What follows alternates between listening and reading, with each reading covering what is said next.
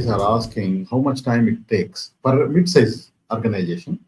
Okay, there are so many steps in the strategy clockwise, the process you have explained. So how much time approximately it takes? So that is very important for them. That's what I just put up the question. I would like to just brief about it. So on average, 2 months. But you need to understand, when you are at the beginning of a strategy cycle, when you finished implementing a strategy and just prepare to launch a new cycle of strategy, you have finished closing all those strategic gaps, and you get to be confronted with new paramount challenges that requires you a new strategy. It might take longer, like 2 months, 2 months and a half. But then every year after that, it only takes you probably even less. It might take you a month just to reformulate part of the strategy, reconfirm the strategic choices that you have to close in the next year. And that's more than enough. And consider the fact that the strategy adaptation, which is a partial reformulation of the strategy, happens all the year. Whenever we encounter the effects of some invalid hypotheses that are related to some components of the strategy model of the strategy that we have defined, we need to change those hypotheses with some valid ones, modify the corresponding components of the model, and propagate that throughout the entire cycle back to down to the strategic planning, and update the strategic plan as well. So that's why strategy formulation is just a way to reconfirm something that we already decided when we are in year 2 or 3 or 4 of the strategy cycle. Initially, it might take 2 months, but then every year it will take less.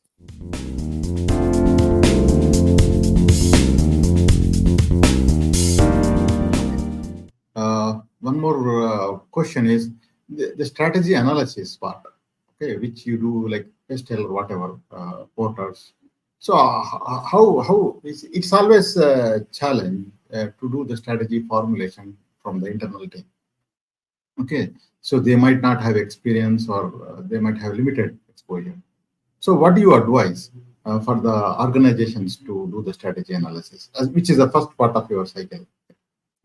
Well, strategy analysis, it can be very, very simply understood. We need to understand how the future looks like, and as much as possible for our industry, but also for some other industries that might be more interesting for us to do business in the future. So we need to have a certain coverage, not just strictly related to our industry, but also to something an extended arena, as Rita McGrath suggests, and we should try to understand which are the trends, which are the weak signals.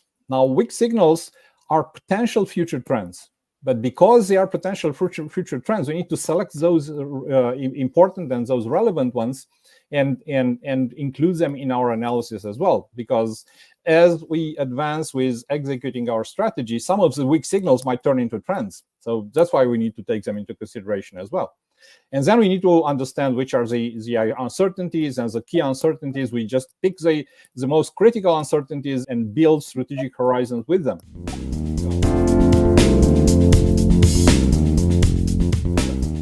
Because that needs to be done as part of the strategic analysis as well, and of course that needs to be updated every year or even often. That's why we have an early warning system. Our strategy system needs to monitor all the hypotheses related to external environments that we employed to build our strategy, and whenever one of those hypotheses, those parameters that we have used are actually changing, that's an alarm that we should get and go and say, okay, this hypothesis about this parameter was not correct, was not adequate. Let's change it and update the strategy, update the strategic plan, and have a continuously updating process about our strategy. We can't simply sit on a 5-year plan or on a yearly plan for the strategic for our strategy execution, all this needs to be continuously adaptive, and that's why we have monthly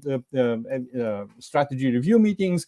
And whenever we understand that something is wrong with one of our hypotheses that we used as part of our strategies, need to go back, change it, reassess, and continuously adapt the strategy. Strategies is a very moving thing, and we need to keep it moving, because otherwise, if we are stuck in a 5 years timeline, or in a 1 year timeline, that's not acceptable anymore in current times.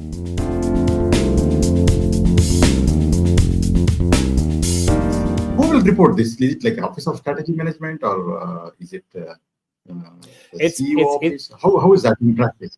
The Office of Strategy Management, which might be, not just the Office of Strategy Execution, because now we need to, as you have seen, to correlate a variety of things. We need to correlate with strategy experimentation and reformulating the strategy. So it's quite a complex job.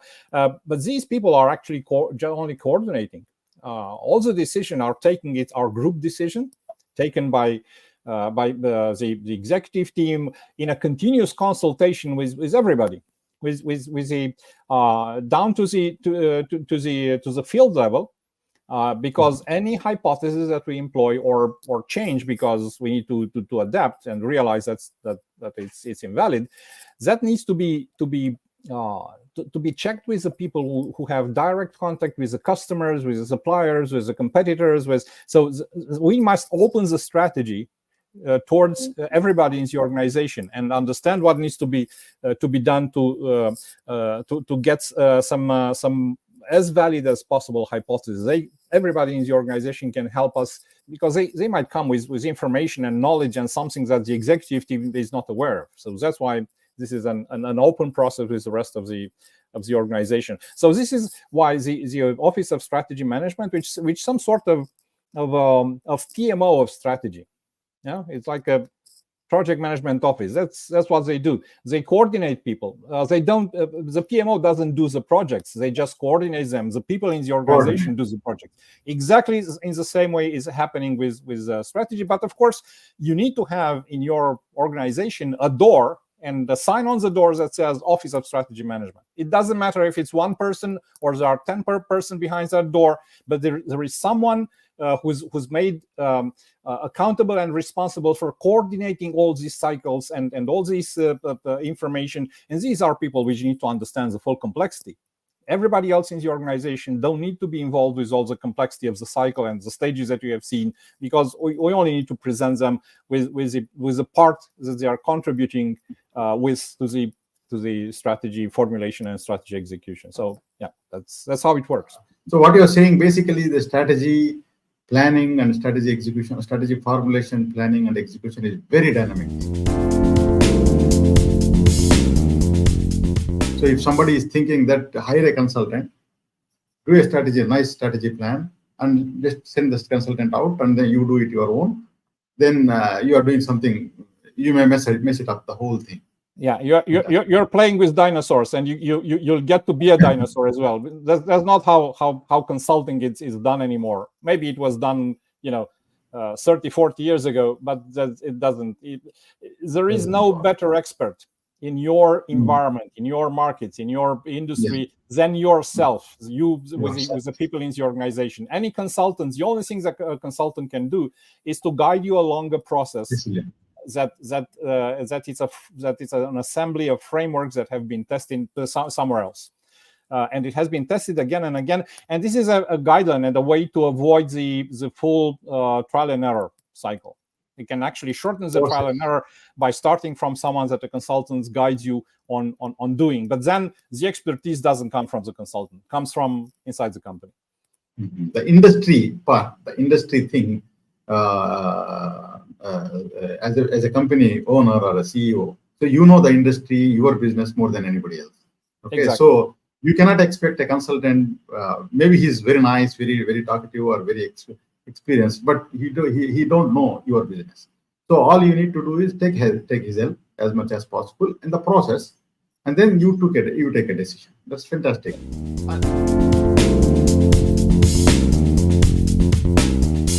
There is an extended question from Volkan. Yeah. So in the context of 3 to 5 year strategic plans, if the revenue targets are not exactly met, is it correct to call strategy unsuccessful? A second and beyond yours mentioned. Yep. I think it's very interesting. First of all, you might have a strategy that doesn't necessarily produce certain revenue in the beginning. You might lose money in the beginning when you implement a new strategy because you have positioned your head ahead of the experience curve in a place where actually you can scale the business without necessarily scaling the revenue. But then, because you have done that, you have entered into a virtuous cycle that allows you to maintain leadership position in the market for an extended period of time.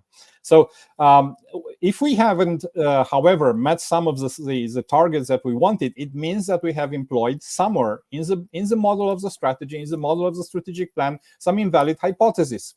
And keeping the traceability of the decisions that we have taken with all the hypotheses that we have employed, and there is no other way. It's about the future. We have to employ hypotheses and assumptions. So we use them logically, and then we construct all this model of our strategy with choices and capabilities and whatever is required to overcome our identified challenges, valid in all scenarios. And then we need to understand that if the results are not good enough, somewhere we have employed an invalid hypothesis. Because everything is traceable, we can go back step by step and identify the invalid hypothesis that we have used, change it with a valid one, as we have just learned what is valid and invalid, and adapt that part of the strategy with corresponding adaptation of a part of the strategic plan, and actually continue towards better results. And we need to continuously assess the outcomes that we are aiming for in order to understand where exactly are the invalid hypotheses. Just to be clear, when we're talking about strategy, some of the hypotheses that we're building the strategy on and the strategic plan on are always going to be invalid. We don't know which ones at this moment in time. We will find out as we will execute the strategy. So we just need to understand where have we gone wrong, what hypothesis it was turned out to be invalid, and in order to do that, we need to have a very clear traceability with a hypothesis register and understand how we have come to have this strategy, how to take those decisions, how to position ourselves in a certain way, how to bring some new value propositions to the market. And if the results are not the ones that we wanted, we need to go back and understand, have we misunderstood some of the market trends in the strategic analysis? We haven't maybe taken into consideration some weak signals. Are we in a negative scenario that we haven't assessed correctly against our strategy, and we build a strategy that is good in one scenario, but bad in another scenario? We can't do that. We need to understand that our strategy needs to be to produce at least acceptable results in any scenario. So you see, there is a process of assessing, of first of all building a very logical trace and step-by-step logical assembly of decision. And each decision is based on hypotheses about the future. Go back and understand where have we employed an invalid hypothesis, and even the logic itself sometimes turn out to show that maybe it's obsolete, and we need to modify even the logic that we use in each of those stages, and then go on with an adapted strategy, replacing an invalid hypothesis, and hope that from this moment on we will encounter better results in implementing our strategy.